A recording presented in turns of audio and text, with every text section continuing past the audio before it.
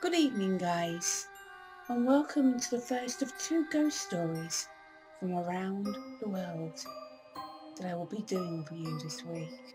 And tonight's ghost story is all about Edinburgh Castle in Scotland.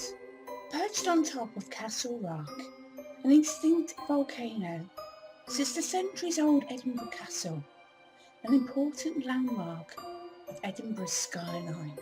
The castle has been a fortification for over 2,000 years, and it is protected from the north, south and west by sheer cliffs rising 400 feet above sea level, with access to the castle being via a steep road on the eastern side. Archaeologists have established human occupation of Castle Rock since at least the Iron Age, and there has been a royal castle since the reign of King David I in the 12th century. Few of the present buildings predate the 16th century, but one of the most notable is St Margaret's Chapel, which is regarded the oldest building in Edinburgh. St Margaret's Chapel dates back to the early 12th century, when it was built in around 1130 by King David I, and it was dedicated to his mother, Queen Margaret, who, according to legend, died of a broken heart in 1093 at the castle, which at the time was called the Castle of Maidens. It is said that after finding out that her husband, King Malcolm III, and their eldest son Edward had been killed during the Battle of Alnwick, she became bedridden and eventually passed away. During David I's reign, the castle became a more significant structure made of timber, and research undertaken in 2011 established that it is the most besieged place in Great Britain and one of the most attacked in the world. For example, in 1296, King Edward I of England captured the castle after a 3-day siege, while a further surprise attack in 1314 brought the castle back under Scottish control. During this attack, the castle was dismantled and lay in ruins for 2 decades. In 1356, King David II rebuilt and strengthened the castle, but died in 1371 before it was completed by his successor, Robert II. After that, more additions to the castle were made, including the Great Hall in 1511. In 1566, it was here that Mary, Queen of Scots, gave birth to the future James VI of Scotland and first of England within a small room. However, it was after this that the castle's purpose as a royal residence began to dwindle, and the last time it was occupied by a monarch was in 1633, when King Charles I spent the night there before his coronation. By the 17th century, the castle was principally used as military barracks and was used to hold thousands of POWs from different conflicts over the years, including the 7 Years' War, the American War of Independence, and the French Revolutionary and Napoleonic Wars. As we come nearer to the present day, the castle was also used as a prison during both World Wars, and although parts of it remain the responsibility of the army, the castle is owned by the Scottish Government and is under the care of Historic Scotland. Today it serves as the most popular tourist attraction in Scotland and holds the infamous Royal Edinburgh military tattoo every year. Tortured souls from centuries ago reportedly still linger in the castle's many halls, chambers and dungeons. Visitors have reported feeling sudden drops in temperature and of being watched by invisible entities. Others have experienced unexplained sounds, a ghostly touch across the face, burning on the arm, or their clothing being tugged on. Visitors have claimed to have seen shadowy figures in the dungeons where countless prisoners were imprisoned and suffered torture, malnourishment and death. One desperate prisoner is said to have hidden a dung barrow, hoping to be carried out of the castle till freedom. But instead, the unfortunate man died when the barrow was emptied down the rocky slopes of Castle Rock. Visitors say that his ghost is trying to shove them off the battlements, and is accompanied by the strong and unpleasant smell of dung. Another well-known prisoner held at the castle was Archibald Campbell, the ninth Earl of Argyll. He was born on the 26th of February 1629 and in his youth had studied abroad but returned to Scotland in 1649. After the Battle of Worcester in 1651, he joined the royalist leader Glencairn in the islands, but ultimately fell foul of the parliamentarians and was imprisoned in 1657 for refusing to renounce his allegiance to the Stuarts, and again in 1661 for criticism of Charles II's government. He was released in 1663 and his father's ealdom and lands were restored to him after his father was beheaded in 1661 for collaborating with Cromwell's government. However, due to being a Protestant himself, this did not make him very popular with the Catholic king's brother James, Duke of York, who had been named as being the king's heir after Queen Catherine had been unable to provide him with one.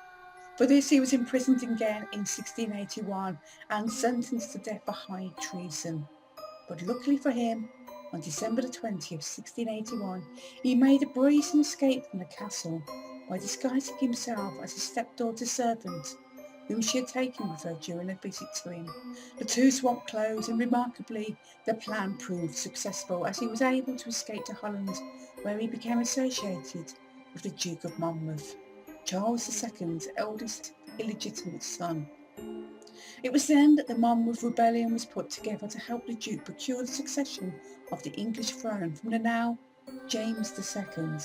Archibald returned to Scotland and started in April 1685 at the head of an invading army and made several raids, but eventually his forces dwindled until there was only his son Charles, 3 friends and himself left.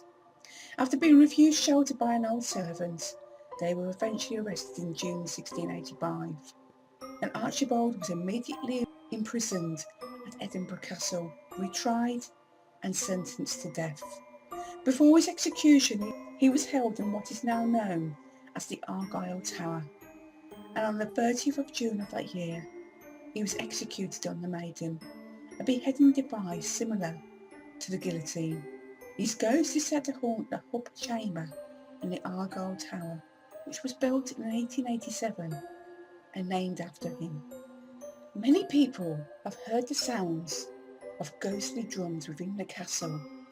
However, few have ever seen the drummer.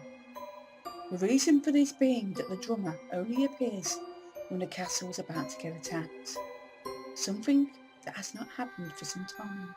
The ghostly drummer was first seen before Oliver Cromwell's attack on the castle in 1650, and it is reported to have taken the form of a headless boy.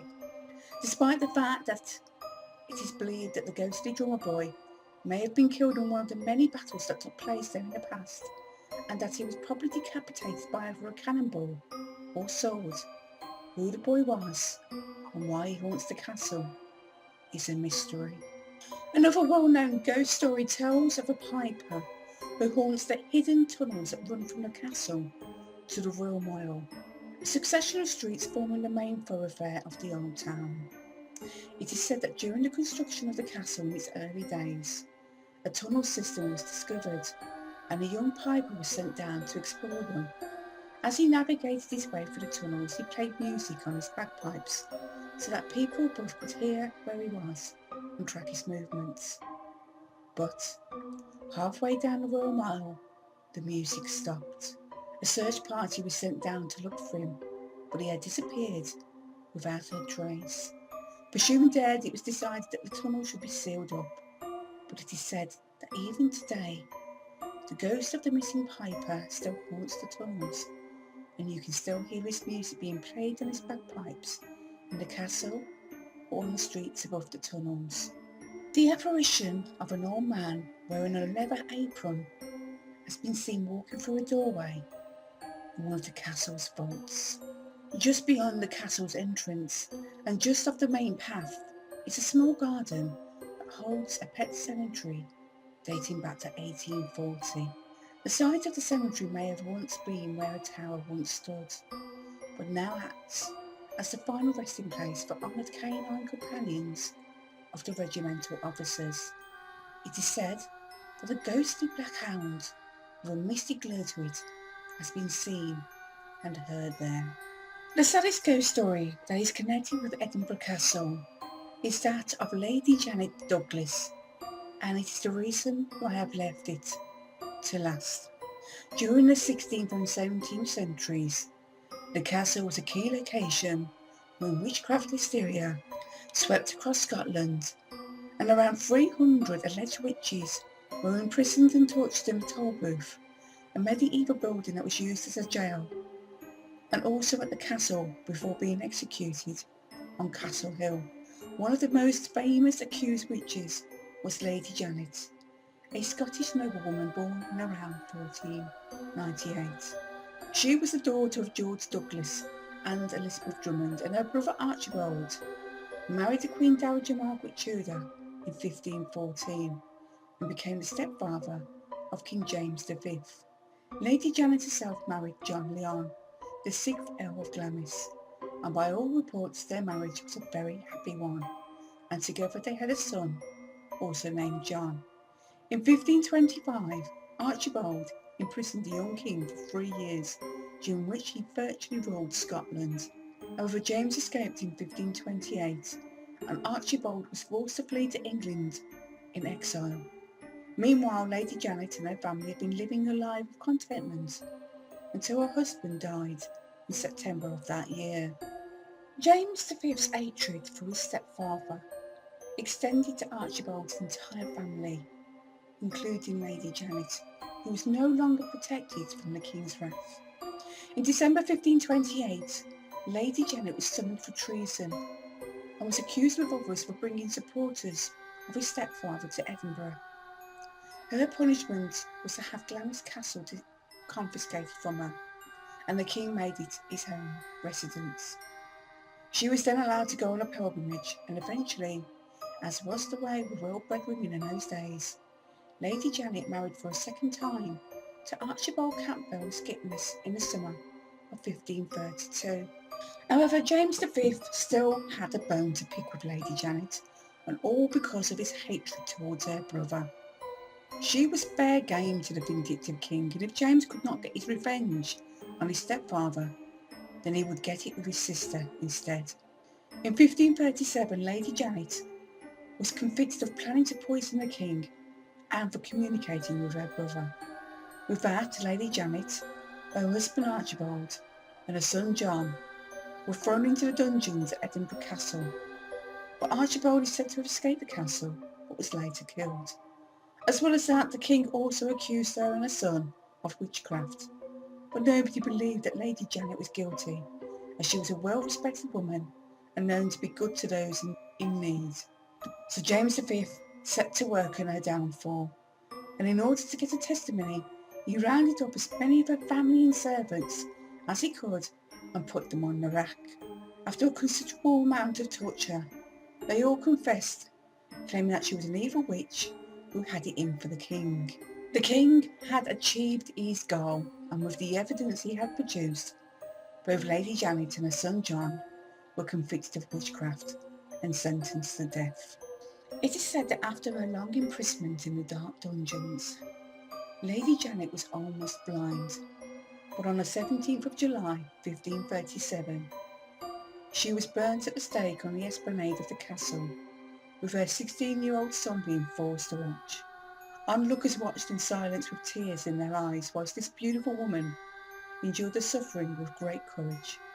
Luckily for John, he escaped execution and instead remained imprisoned until James V's death. After her death, it is said that her ghost began appearing at the castle, where she has been seen weeping as she roams the halls and the battlements.